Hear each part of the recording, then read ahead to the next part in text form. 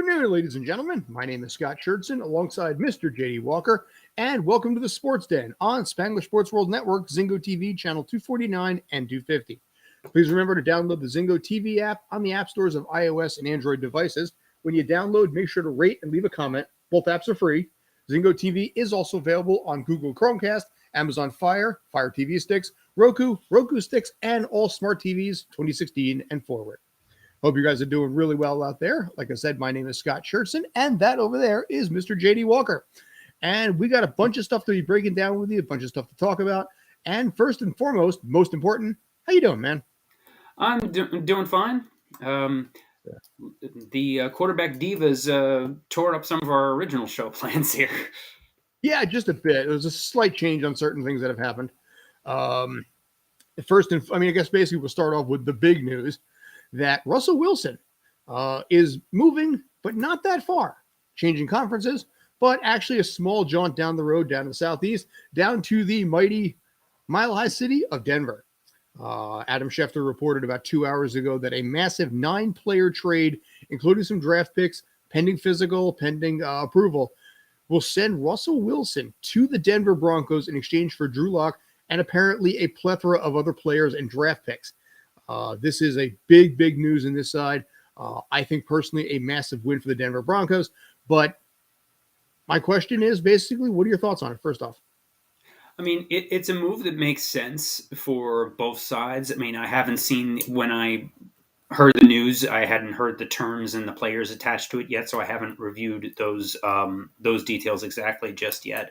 But it was pretty clear for the last year or so that Wilson's shelf life was limited in Seattle, and he was going to make a change somewhere.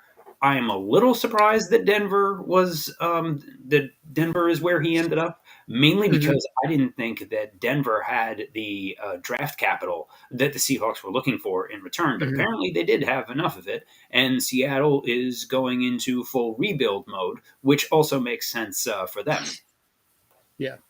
Basically, we got a picture right here of what he's basically going to look like next season. Not terrible, but honestly, I like the green for him better, personally. I'm wondering when Ciara breaks up with him, because I'm pretty sure that going from Seattle to Denver is not really thrilling from the celebrity wife side of it. You got to think about it from that perspective. And that's why I figured, like New York could be a possibility, or maybe some of the other bigger cities, because Denver might even be a smaller market town when you think about it than Seattle is. Oh, it absolutely is. It's more of it's not even a 9 o'clock town. Yeah, unless you're there for certain herbal substances or skiing, that doesn't leave very many things to do in Denver. Although I've never been there, so I'm probably wrong there. But that seems to be the impression I've gotten, and I have friends that have moved out there, and they said pretty much the same thing. But if that's your thing, it's awesome to do. But I mean, for Denver Nation, irrespective, I mean, that is a massive win, because you needed to do something somehow to keep pace with what's going on with Kansas City and also with LA as well. And this is probably the best move I think you're going to be able to make. Well, Denver has tried and failed repeatedly to draft a quarterback. They only are successful when they trade for one. Most recently with Peyton Manning, and they're doing the same thing over again and give it a whirl and see what happens, because they've had failure after failure when it comes to drafting and developing a quarterback. And then to the tune where since Super Bowl 50, they have not been back to the playoffs since. And it is actually the second longest playoff drought active in the NFL, behind, of course, my Jets. Well, speaking as my Giants, actually, this obviously kills the hope that I had. Slight though it may have been, that the team might be able to snag him. But looking at it from the other side of the perspective, I mean, this is something that Seattle's going to be getting a ton of draft picks with them. They've got supposedly Drew Lock will be on the move, so they'll always have some sort of quarterback to work with. But in your particular opinion right now, do you think this is the best move they could have made? Do you think they could have held out for better? Or honestly, do you think this is basically it, take it or leave it? How many was there a first round draft pick coming back? Since this only broke recently, I hadn't seen all the details. I haven't actually seen the actual breakdown. I checked it as of about 3 or 4 minutes ago on Twitter. Had not seen anything on that. So I do not know anything aside from the fact that it's a 9-player deal. Drew Lock is supposedly involved, and draft picks as well. But I would have to say it's probably a first and a second at least. I think if they're getting a first and a second and players back, that's probably about as good of a return as you could hope for. And a possible replacement quarterback as well. Well, I mean, do you or at think least the opportunity to compete with Geno Smith? I'm sorry, I tried to say that with a straight face, but just couldn't. You know what? I don't hate on Smith. He wasn't that bad. He did what he could do. He's an okay backup, and he showed that last year. And oddly enough, coming out of what was, in retrospect, probably the worst draft quarterback class that I have ever seen, the quarterback draft of 2013, Geno Smith is the best. Ended up being the best one out of that group, and I think the only one that's still in the league, aside from I think Mike Glennon was the same year, and that you see where that EJ Manuel was the only first round pick in that draft. So that's where. So that was the peers that he came out with. So even when the Jets are right, they're still wrong. Yeah, and I think in this case, when you look at what's happening here, Seattle, like you said, is in full rebuild mode. I don't think that personally we're going to be able to get much of a better deal.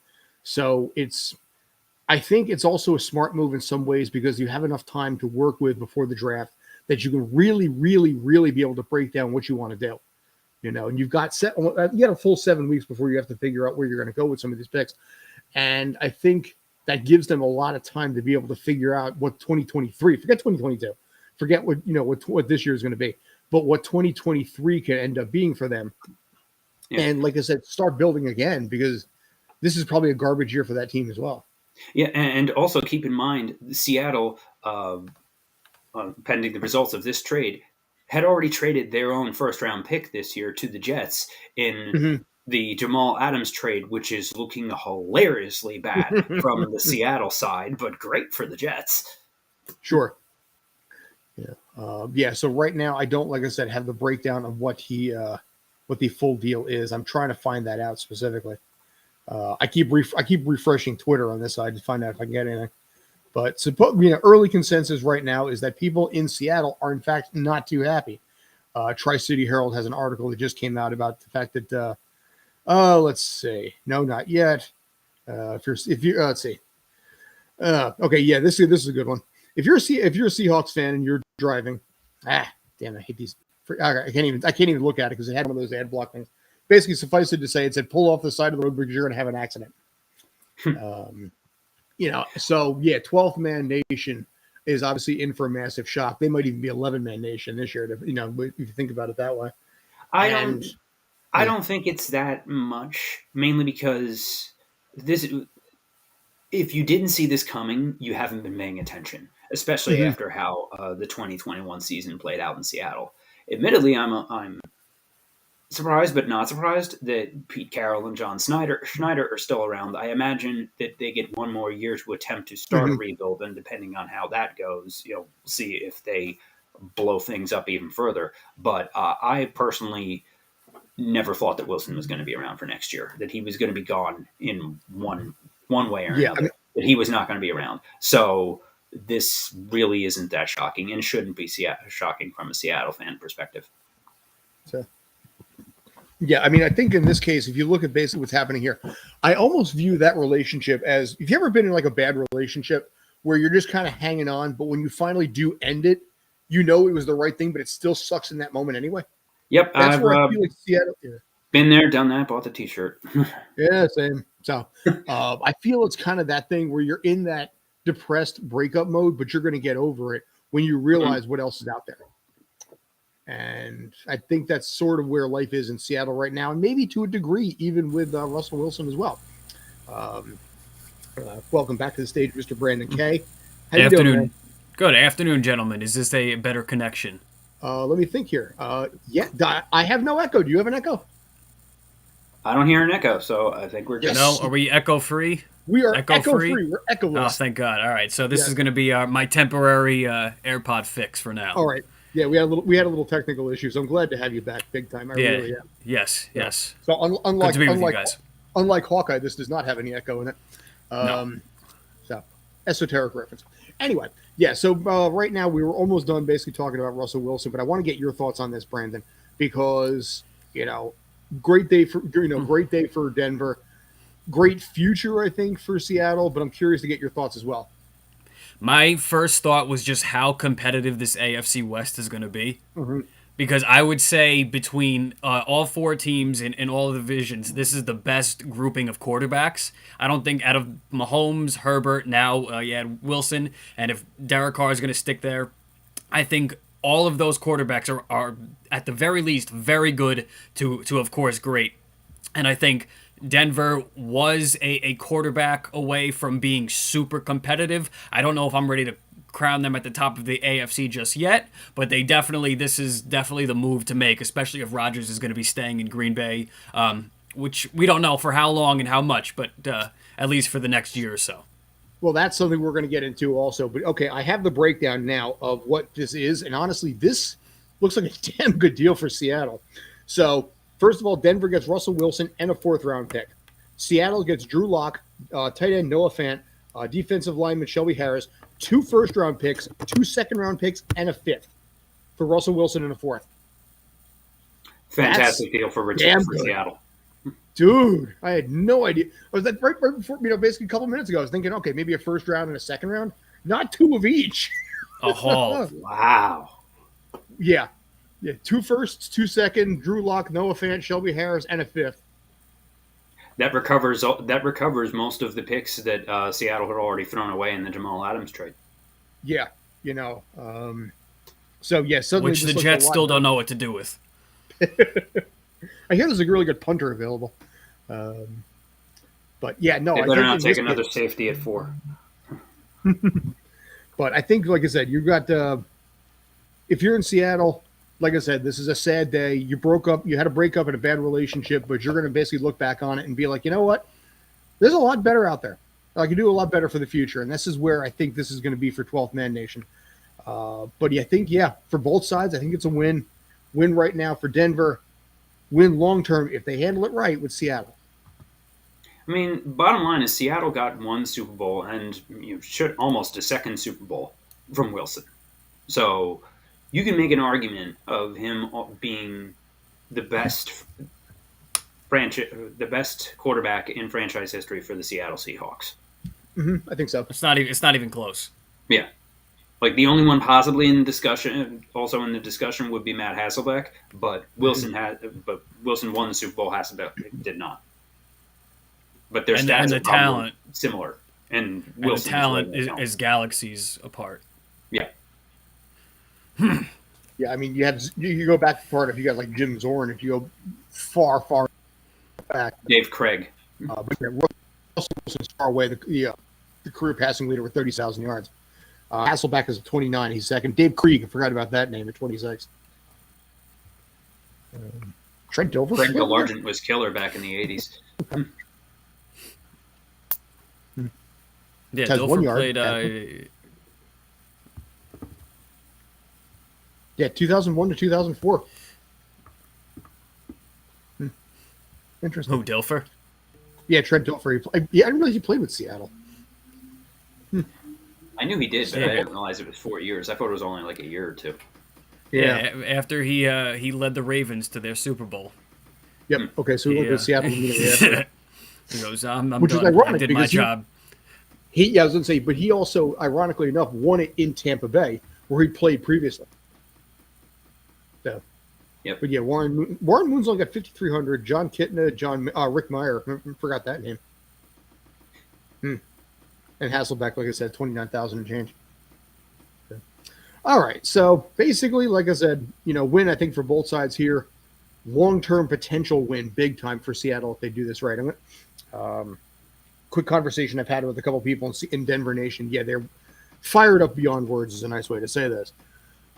Staying to the north, though, in Green Bay, it's been announced that Aaron Rodgers is staying in the marriage over there, whether like it or hate it. Yeah. Get your thoughts on that. Speaking of selfish divas who take up their entire team salary cap and make it all about them, for the numbers being thrown around but haven't been verified yet are 4 years, $200 million, $153 million guaranteed for Rodgers. Why? I mean, to try and spread out the salary cap hit, but they're just going to be doing. Who are we kidding? They're just going to be doing this again in a year.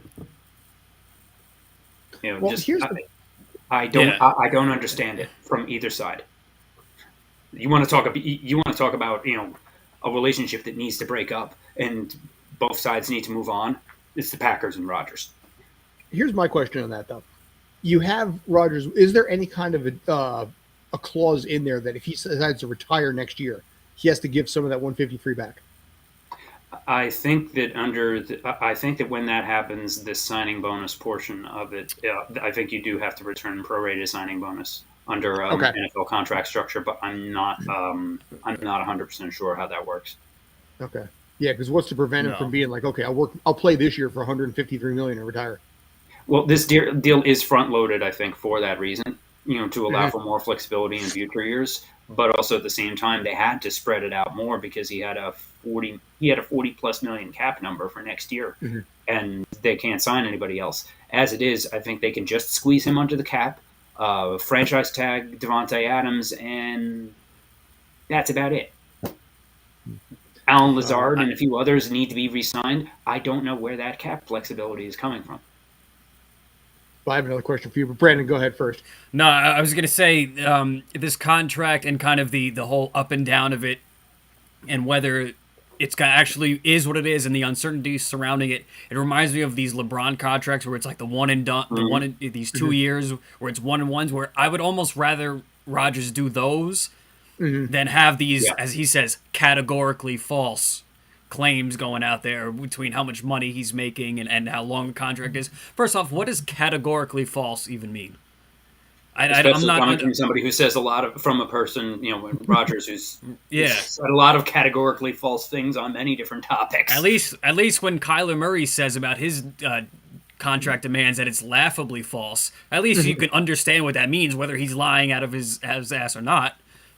Rodgers, it's a lot of, I don't know if it's smokescreen or there's just a lot of underlying logistic stuff that hasn't been released yet, but I would almost, it seems like something's being held up in the air. And I think Rodgers at the end of the day is going to get what he wants, whether the Packers realize it or not.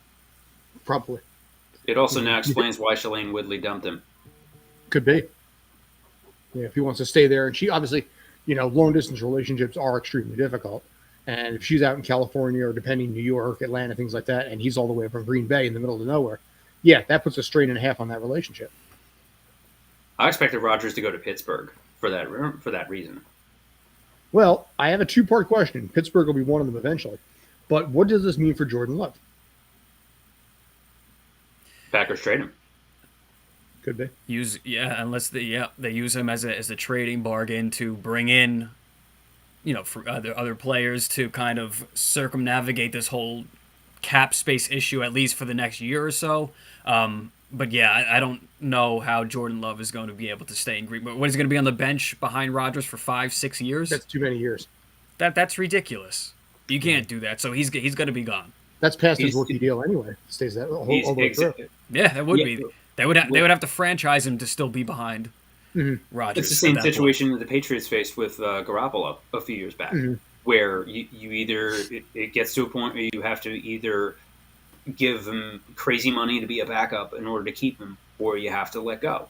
And with how NFL first-round pick contracts work, it's a 4-year standard deal with a 5th-year option. But you have to decide that year 5 option at the conclusion of year 3.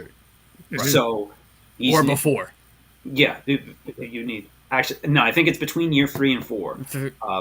I forget the exact space on the calendar. 3, okay. Starting year 3 up until. Yeah. So. Yeah. They're now 2 years into that 3-year window to decide to put up or shut up with him. The Giants face the same issue with Daniel Jones. But Love only had the one start where they lost, and he frankly was sort of thrown into a no-win situation. So, just the Packers, realistically, if they're going forward with Rodgers, they need to trade Love. And there's enough quarterback desperate teams in a draft that doesn't really have much at the quarterback position where they might get a first round pick from somebody for Jordan Love. Maybe Pittsburgh And if, does it. I was if just going Jordan to Lo- ask you that. Yeah.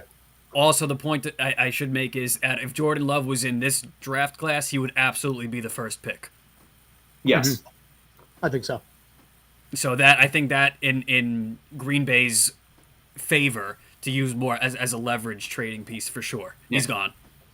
The best quarterback in this draft is Kenny Pickett, who is really a third round talent, but because teams are so desperate for quarterbacks, somebody will probably take him in the middle of the first. There's been talk that actually Pittsburgh may pick him, depending. It makes sense since he has the pick background. They'd be able to look at him more than any other team. Yeah, possibly. Yeah, go ahead. No, I was going to say, back to the, if Love was on the trade market on top of these guys in the draft class, Love would be picked first. So I think there's going to be a team in the AFC that I'm sure that is going to try and want to work a deal. The next domino to fall in the off-season quarterback sweepstakes is Garoppolo. Seeing where he ends up, I think now that the Rodgers and Wilson dominoes have fallen, I believe the next one up is Garoppolo. See where he ends up, and then the other teams that still need quarterbacks will follow accordingly. Is it just me, or does that feel completely anticlimactic at this point? Yeah, it's quite a drop off. It definitely is. Yeah. There's more. It's also more teams need quarterbacks than there are quarterbacks available, which is still. But there are more quarterbacks available for trade or sign than any offseason I can remember. Maybe less, which last season was the same way. Yeah, I mean, right now. This feels like some of these NBA moves where a major star is going to another team, and it's getting that way with Rodgers, Russell Wilson, and even Garoppolo being that it's still a drop off in that grouping of talent for quarterbacks. He is still a quarterback of note that teams are going to go after. Yeah, I mean, Bridgewater's available, Mitch Trubisky's available. Yeah. I mean, obviously, this also says something about what you feel about Bridgewater as well, too. Bridgewater's just never been able to stick anywhere. Like, he's always been the 1 year bridge guy in whatever situation. He proved himself as Breeze's backup coming off of the injury. He's the new Ryan Fitzpatrick. And he could do well. And you could make absolutely. That's a pretty good way to earn a living. Yeah, you can make enough to survive. Buy out a bunch of Papa John's franchises or Quick Checks or something like that, and just live easy. Yeah. But all right, so right now, there's nothing easy about running a Quick Check. What's that? There's nothing easy about running a Quick Check. Well, if you're the owner, maybe a little easier, but I wouldn't want to actually have. Not at 1 a.m, 2 a.m, after these bars are closing and stuff like that. It's that's prime time Quick Check right there. The Quick Check in my town is right next to a trailer park. Yes. So just gonna leave it out right there. So all right. So basically, we're at this point. We're almost halfway through Sports Den. As always, basically, you can find us on SSW Sports Den on Twitter and Spanglish World Sports Den on Facebook. With basically myself is Mr. J.D. Walker and Mr. Brandon Kaye. We've had an explosive day when it came to the NFL, but I wanted to talk maybe a little bit right now about what's happening in the NBA. Talk a little bit with Brandon on this about front runners, what's happening with the Nets right now. Maybe talk a little bit about that. The Lakers, LeBron, just run with it, sir. Well, it's just, another day, and the Heat are still atop the Eastern Conference, so, business as usual in that fashion. But honestly, I think LeBron, not so much. I think this Westbrook situation has really gotten to a boiling point where between last night going back and forth with fans and stuff, and just there was a couple, I think it was last week or 2 weeks ago, there was post-game press conference where they were talking about the booze and stuff like that, where he doesn't take that home and he doesn't care because he came into this situation with zero expectations, and that blew my mind. Zero It doesn't matter. expectations. Yeah, I don't know if he meant him personal zero expectations, which would be a lie, or team expectations, which would be even more of a lie. So I think that is really becoming a cancer for the Los Angeles Lakers. Is Rob Pelinka in trouble as GM of the Lakers, or does he get a pass since he's just a puppet for doing all of the moves that LeBron wants to make anyway? Because LeBron needs to own some of this. This roster is on the Lakers is essentially it's an all-star fantasy basketball lineup from 2010, which doesn't work in 2022. And there's no on-court chemistry. Westbrook is a loser wherever he goes. He just puts up empty triple-double stats. Yeah, so he can score, he can pass. Great. His team has never won a darn thing. So you get more of the same with the Lakers. I'll be surprised. I wouldn't be surprised if they just send him home. Or if they just send him home or come to some sort of buyout. Because if he's saying things like that and it is getting that ugly, I would not be surprised if that's at a point where it's untenable and he needs to just not show up anymore. Either the team needs to tell him to stay home or he needs to just stop. And that's going to come to a boiling point. And we'll see how Teflon LeBron talks his way out of this one. Yeah, I mean, it's that, and now you have Anthony Davis coming in out of the lineup with injuries as often as Kyrie is, just because of the mandate and stuff like that. So I think between their big three situation, again, we are in year 19. We are March 8th, and we are still having the conversation where everything is falling on LeBron's shoulders. Mm-hmm.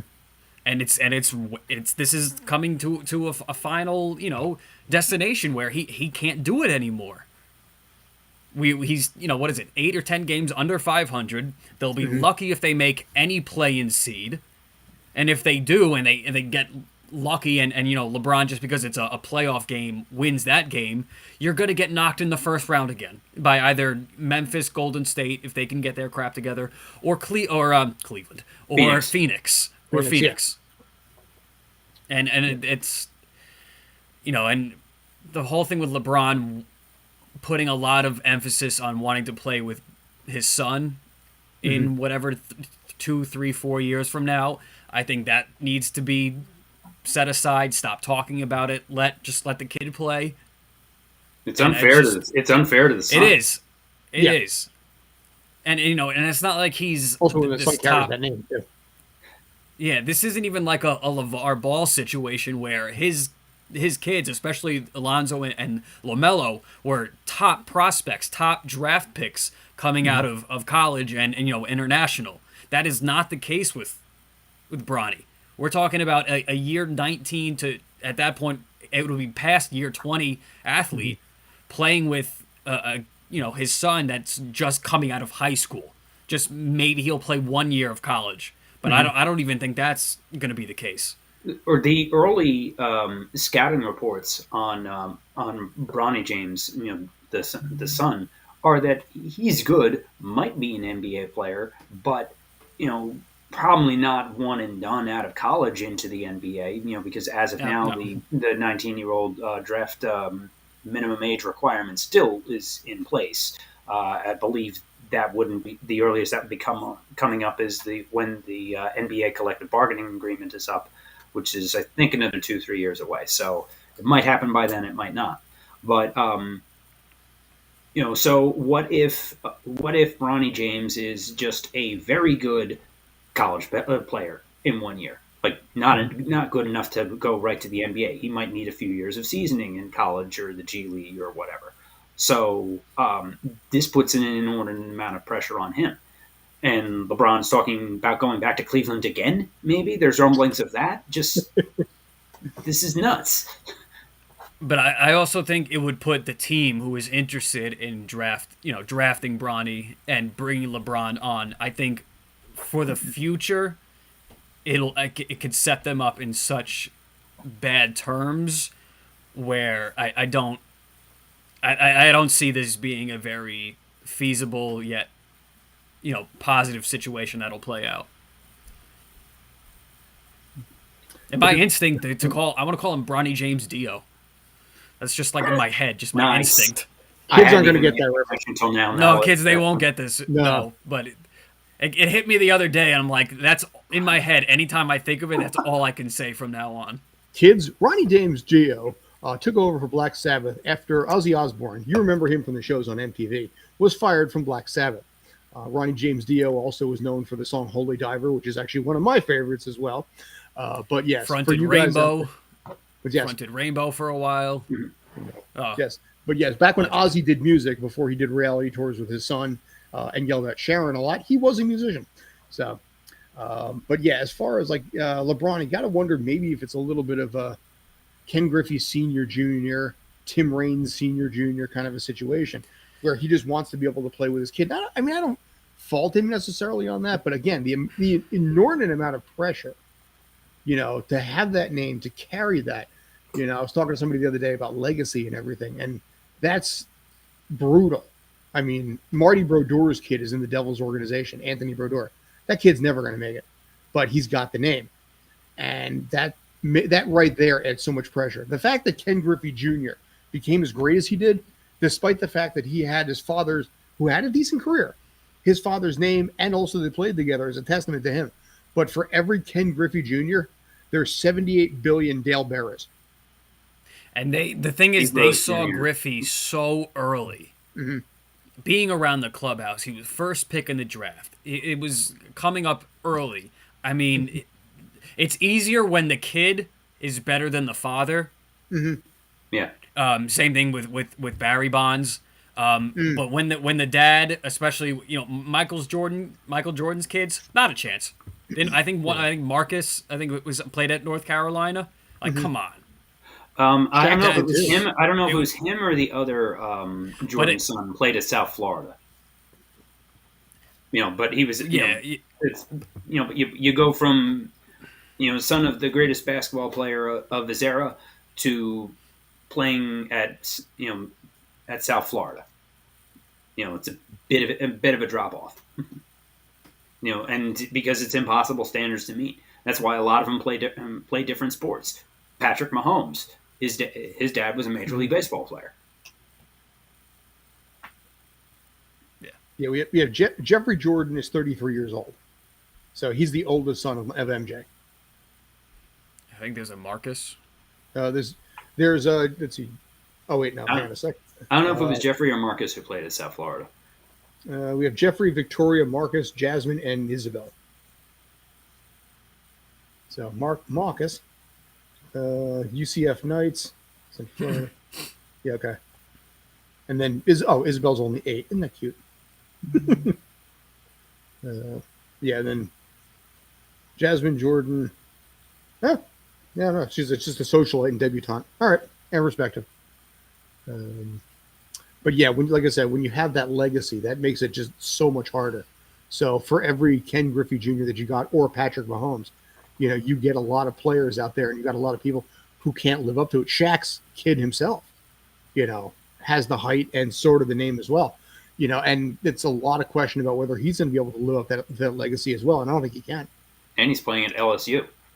Yes, fair point. Yeah, he came off the heart problems. Mm-hmm. He was out for a long time. He transferred from UCLA. So he was there first, then came to LSU. But yeah, it's the same deal. Even though the type of play is wildly different, he's more of a wing guard. It's still to be at even UCLA or LSU, where it's not like Shaq's LSU career was as a college basketball career one of the greatest. But just the Shaq name in the school, it is a lot. It was influential. And that's what Shaq was. It is. And even now, ironically enough. Now, turning back to the Nets, I want to talk about this real quick. I want to get your thoughts here. The Nets currently right now have lost 16 of their last 20.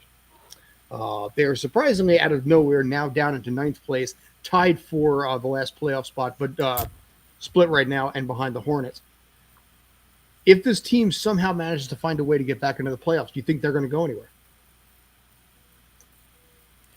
They'll maybe talent-wise can get them out of the first round, but that depends on their seedings. So they got a really tough road ahead of them. They're Lakers East.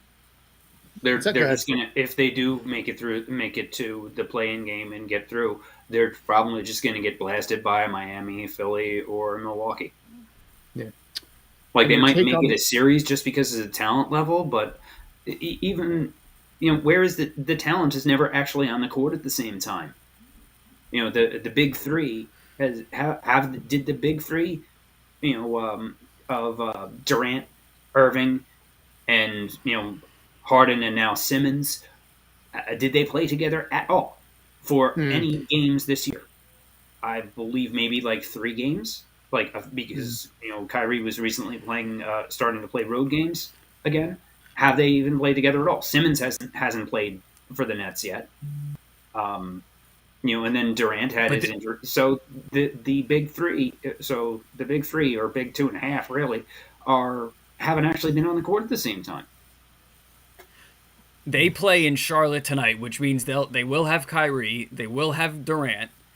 But looking at their schedule, it becomes a problem because all of the home games, and you still have 2 more games against the Knicks. Kyrie is out. Kevin Durant's health injury is still not guaranteed. So now how many games are you going to go into the playoff and or play-in game with having your 3 guys play together? I could probably count on in 2 fingers how many times they'll play. Because Simmons obviously is going to be out through the Sixers game on Sunday. So then right after that is the Knicks, or on Thursday. Then right after that is the Knicks on Sunday. So you're not going to have Kyrie. So even if Ben Simmons plays then, you're still not going to have your 3 together. And Simmons apparently is not going to be playing that Sixers game, but is supposed to be traveling with the Nets back to Philly. Good luck with that.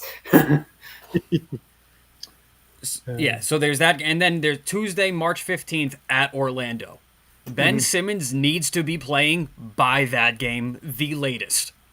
Otherwise, they're not going to have much of a cohesive chemistry going to the playoffs or playing anyway. But if you are out past that Magic game, I could forget about it, because they still have to play after that Magic game the Mavericks, the Jazz, the Grizzlies, Heat, Bucks, Hawks, and Cavaliers. That they are in for brutal such schedule right there. And I've been saying the point that until this mandate is lifted or Kyrie can play full time, the most important person on planet Earth to the Brooklyn Nets is Mayor Eric Adams. Yeah. And if that's we're this late in the season and that's what you have to rely on in order to give your team the best shot in a playoffs, where the East, those first 4 to 5, even 6 seeds, that's the toughest those 6 seeds have been in a while. This is the strongest I've seen the Eastern Conference in decades. The Nets are absolutely are in a world of trouble, and I don't see a light at the end of the tunnel either.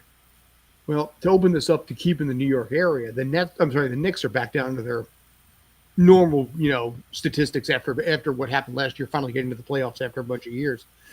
Do you think it's basically them just regressing to what is normal, or do you think it's just the fact that the East has gotten so much stronger, or maybe a combination of both? It's a combination. Absolutely of both. Combination. It's also the Tibbs. It's also the Tibbs factor. If you look at everywhere that Tom Thibodeau has coached, the results have trended the same. Which is that they respond early and often. For the first year or two, but but because of how hard that Tibbs rides the players, they check out, and there's a lot of injuries, and then the team goes down the tubes. Look at what happened in Minnesota. It's Yeah, the same Chicago, too. situation that happened in Minnesota, where they snuck into the playoffs that first year with Jimmy Butler and Karl Anthony Towns both healthy, and I Mhm. believe that was the only season that they actually both played together and stayed healthy. And then the injuries started to pile up, and the losses piled up even more, and they just went further and further down the tubes. I see Mhm. the same thing playing out with the Knicks. So you think he'll be out of a job in a year or two? He'll be gone after this year. If they keep this up, he might be gone this summer. He will be. There's no way I think you can keep going with Tibbs. I don't think the Knicks have kept a coach longer than 2 seasons in quite a while. Let's see. Maybe Mike Woodson was the Yeah, last. Woodson. Maybe I think was the maybe last one. 4 years out of him. Let's see. Going like back that. to go back to 2000. Well, after Van Gundy, because he had a bunch of years. Yeah. Cheney had 2. Herb Williams had 2. Lenny Wilkins had 1. Isaiah Thomas had 2. D'Antoni had 3 and change. Woodson had 2 and change. Fisher had a couple. Hornacek had 2, and then Fizdale had 1 and change. Yeah, since Mike Woodson, they have not had a coach more than 2 full seasons. Yeah, and D'Antoni had 3 and change. That's the most really since Van Gundy. Yeah. How long was Woodson there? 2.5? Or 3.5? Woodson was there for 2 and some change. Yes. I thought it was. But he was the only one out of those post Van Gundy coaches with a playoff berth. Woodson got the Or play victories too. Yeah, I mean, didn't they get to the second round? He did get the semis. They've won a single playoff series in 2013. That is the only time that the Knicks have won a playoff series since Van Gundy left. Yep. They went to the finals in 99, 2000, and then basically have been ousted every single year or never made it, except for the 1 year you just mentioned. They went to the conference final. Yeah, they went to the conference finals after the finals a year after in 2000. Yeah, 99, 2000. Lost in the first round in 2001, and They've occasionally snuck into the playoffs and lost in the first round. 2013 was the only year that they went any further than that. That was also the only year, I believe, that Carmelo and Amar'e Stoudemire were both healthy the whole season. Mm-hmm. Yeah, I think. Well, that first round it was Boston. Didn't they? I think they beat Boston in the first round. In 2013, I believe so. Yes. Yeah, and they lost to the Heat in the first round. That was when Stoudemire had the broken hand situation that he punched the fire extinguisher glass case. Yep. In Miami. I forgot about that. Yeah, they beat the Celtics 4-2, and then lost to the Pacers 4-2 in 2013. I remember 2011. I remember so annoying. I remember shortly before that, I believe it was 2011, they made a big deal out of the fact that it was the first time that they were in a playoff series and weren't swept. So 2011 was their first playoff victory in 10 years. Last year, I believe whenever they got Miami. Yeah, it was a 4-1 series. I remember that very vividly. The last year, going back to the Hawks series, I mean, Knicks fans were livid. They won 1 game, hadn't even gotten past the Hawks yet, and they're like, "We want Brooklyn," which at that point Brooklyn would have whooped you. So I don't know what you were really getting all gung ho about. I know, but it is a combination of the East strengthening and the Knicks reverting back to good old Knicks ways. Yeah. The most famous arena, yeah, sure. The only thing that makes Madison Square Garden the most famous arena anymore is my personal favorite basketball event, the Big East tournament this week. Which is the next thing, the last thing probably we're going to cover in this particular case. Yeah. You and I was going to say, your Seton Hall pride, your Pirate pride. Oh, yeah. Even though they Seton Hall was, they had a rough January, like they usually do. But came back strong at the end of the season. They didn't quite get the 5th seed and the bye. They tied for 5th, but lost a tiebreaker with Marquette. So they have to play a first round game against Georgetown tomorrow night. But as for the rest, up at the top, you have Providence winning the Big East regular season for the first time ever. Even though Providence and Dave Gavitt founded the Big East in 1979. So this is the first time ever that they've won a Big East regular season championship. Although it comes with an asterisk because they ended up ducking Seton Hall, Creighton, and UConn when they had a COVID shutdown and didn't make those games up. And Villanova beat them twice. But Villanova played all 20 games and finished percentage points behind Providence. So it's number one with an asterisk in my book. You have Nova, the behemoth, at the 2 seed, and then UConn at number 3. So Seton Hall could make a run. I also wouldn't be surprised if they managed to lose to a so far winless Georgetown tomorrow night, because playing a winless team is dangerous. They struggled to beat Georgetown in the final regular season home game only a week ago. So beating any team 3 times in 1 year is difficult, especially when it's 2 games within a single week. So they need to smack them early and often, and finally get a laugher out there so they can rest up for UConn. But see, Seton Hall is a good home team, though. You know? They are, and they actually were very solid on the road this year. They had a lot of. They're not bad on the road, but they're. I mean, they're 13-3 at home too, so you've got that going for you. Yeah, they're 13-3 at home, but they also had 2 bad losses at home against St. John's and against Marquette. But they've managed to. There was a lot of games where it looked like in past years Seton Hall would have blown that game, because they have many times over the years. The last 3 home games against Butler, DePaul, and Georgetown, who were the bottom 3 teams in the conference, were all pretty close for comfort. But they also managed to beat Creighton on the road in Omaha. And the CHI Health Center in Omaha is one of the toughest places to play in college basketball. So because it's a pro size arena, there's no other pro teams in Omaha. So that building is jacked with 17,000 fans every game. It's one of the loudest places to play. So winning a game on the road there is huge, and hopefully can provide some momentum going into the tournament. But there's any one of about 4 or 5 teams that could win the Big East tournament this week. You're going to be there tomorrow? No, I might go to the final on Saturday if they make it that far. Okay, didn't know if you were going to give stuff. Okay, cool. Right, I am not at the donation tier that gets first crack at Big East tickets. I'll put it that way, because there's only a limited amount. So they say you have to donate higher than X to have a shot, and I am not. Start taking those phone calls when basically the other college kids are calling you for money, man. Yeah.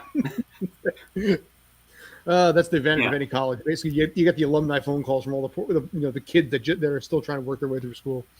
Yeah, I feel bad for them.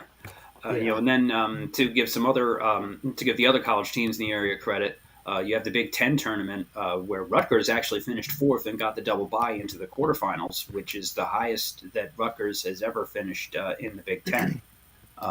So they're likely playing Iowa in the first round. They're sort of on the tournament bubble because they have some bad out-of-conference losses, but they also beat 3 ranked opponents in the Big Ten.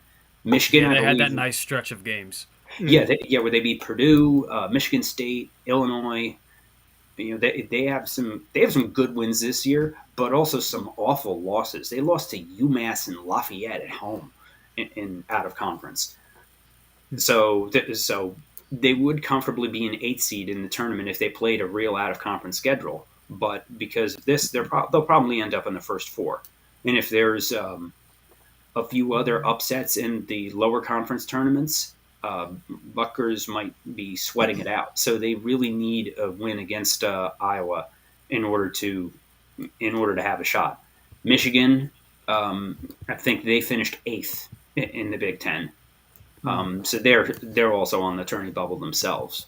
But with all of the ups and downs they've been through in the Juwan Howard situation and suspension, I believe he's back for the Big Ten tournament as coach, but I'm not sure. But you could make an argument that Phil Martelli has been better than Howard coaching, filling in. So it'd be interesting to see what happens with that, although I think it's Illinois or Purdue's tournament to lose out in the Big Ten. we're going to be delving a lot more into that definitely next week because March Madness will officially be beginning on March 15th, basically starting in Dayton, Ohio. We got about 2 minutes left at this point. Brandon, I want to give you a couple of seconds if you got anything, final thoughts that you got or anything you want to go into. No, I was gonna say, overall with this tournament, I think you still have a lot of these teams that I don't know. They have a chance, but at the end of it's going to come down to the same big schools. I think once we get to the Final Four, that it usually comes down to. But being, I'll give my pick because I haven't given that yet because it is his last year, and I am an honorary fan. I gotta roll. I gotta roll with it. I gotta roll with the Blue Devils. So I'm gonna give Coach K one last ride. I with this last home game loss notwithstanding, I gotta ride with my Coach K. All right, ride to the end, man. All right, so I go down with this ship. So we got to wrap it up at this point, but thank you guys as always for tuning in. My name, like I said, is Scott Churchson. That is Mr. JD Walker, and down there is Mr. Brandon Kaye. This has been the Sports Den. As always, you can find us on Twitter at SSW Sports Den and Facebook and Instagram at Spanglish World Sports Den.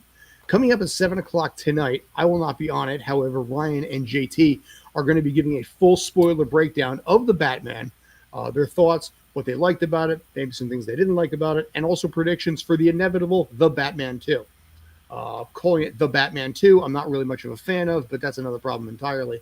But the big question remains now with the fact that DC is on the rise with some of the movies that they've had and Peacemaker and everything like that, and Marvel on the way down, is it maybe a little more even where basically DC is maybe caught up to Marvel? They're going to talk about that and break that down at 7 p.m. tonight. As for me, like I said, my name is Scott Schertzen. I will be covering NYCFC and CONCACAF this evening, so I will be unavailable. But tune in for me, basically, in my breakdown, whatever I have in the write-ups on that matchup on La Portada, out of Toronto, out of Spain, and also parts of Europe as well. Spanglish Sports World, you can find it on there as well. And anyway, that's going to wrap it up as I'm starting to completely ramble, and I apologize for that. Thank you, basically, as always, JD. Brandon, appreciate it. Glad you were able to figure out what was going on with that little I audio think this will there. be the new way to go from now on until I can figure it out. Perfect, love it. No, looks pretty cool though. Looks professional. Dude, it does look good. You got a little Marilyn Monroe there. International Women's Day, so I've got my my Rockford Peaches shirt on today. This, like I said, is that was totally intentional. Right, it actually was because actually I realized I had. No, I'm talking about me. I'm talking about me. I should have said Marilyn. I first thought it was Marilyn Manson for you, but Marilyn Monroe. But anyway, like I said, thank you as always for tuning in. I appreciate it. Take care and be awesome.